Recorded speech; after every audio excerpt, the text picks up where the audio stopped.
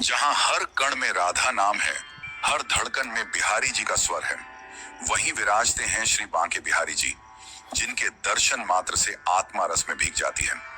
पर एक रहस्य है, वो अपनी प्यारी बांसुरी साल में सिर्फ एक बार ही क्यों लगाते हैं? एक दिन श्री राधा रानी और श्री कृष्ण रास के उपरांत यमुना तट पर बैठे थे। चांदनी रात थी।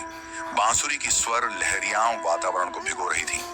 श्री कृष्ण की बंसी की तान से गोपियां सब कुछ भूल जाती थीं, अपना घर, परिवार, लाज, मर्यादा, सब कुछ। राधा रानी ने प्रेम से कहा, कृष्ण, तुम्हारी बंसी की तान इतनी मोहक है कि सभी गोपियां सब कुछ त्याग कर दौड़ पड़ती हैं। कोई माँ है, कोई बहन, कोई बेटी, सब बंधनों को तोड़ देती है। क्या ये उचित है? श्री कृष्ण मुस्कुराए, लेकिन राधा के भाव को गहराई से समझा। उन्होंने उसी क्षण अपनी बंसी को यमुना जी में बहा दिया और बोले, अब से मैं बंसी केवल एक दिन लगाऊंगा। वो दिन होगा शरद पूर्णिमा, जब मेरी राधा स्वयं मुझे इसकी आज्ञा देंगी। वृंदावन की सबसे रसिक, सबसे पवित्र रात, जब चंद्रमा पूर्ण होता है और शीतलता सबसे अधिक। ये वही रात है जब महारास होता है, राधा कृष्ण और असंख्य गोपियां सभी एकत्व में लीन। इस रात बिहारी जी बंसी लगाते हैं, साल में केवल एक बार, क्योंकि यही वो रात है जब श्री कृष्ण राधा रानी की अनुमति से अपनी बंसी की तान संसार को सुनाते हैं। बांके बिहारी जी को संकोची ठाकुर भी कहा जाता है। उनका स्वभाव रहस्यमय और लीलामय है।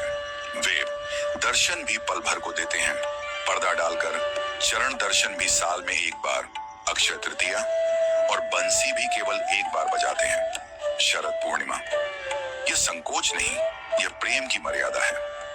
प्रेम जहां सीमाएं तोड़ता है, वहीं उसे सहेजता भी है। बंसी श्री कृष्ण की आत्मा है। जब वे बंसी लगाते हैं तो वह ईश्वर का आह्वान है। जो प्रेम के योग्य हैं, जो भाव में डूबे हैं, वही सुन पाएंगे उसकी तान। इसलिए रसिक परंपरा कहती है, बिहारी की बंसी हर किसी के लिए नहीं बजती। जो राधा के प्रेम में डूबे हैं, उनके लिए ही वो स्वर निकलता है।